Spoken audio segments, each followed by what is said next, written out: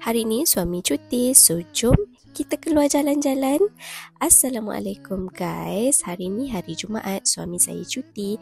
So hari ni saya dan suami saya decide nak pergi Econsave untuk beli top-up barang-barang rumah yang tak ada lagi. Actually kita orang ni beli barang rumah ni, kita orang pakai sumbangan asas rahmah tu, yang STR tu. Sangat-sangat beruntung kita sebagai rakyat Malaysia ada bantuan tu. Bolehlah kami suami isteri top up pampers anak. Sangat-sangat bersyukur ada benda ni tau. And then suami berhenti untuk sembahyang Jumaat. Lepas tu kita orang singgah Zeus untuk minum, basah-basah tekak petang-petang ni.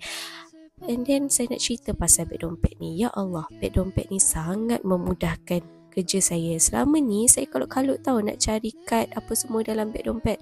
Tapi lepas ada beg dompet ni betul-betul life changing. Cepat betul saya keluarkan kad. So korang yang berminat dengan beg dompet ni boleh tekan beg kuning. Okay.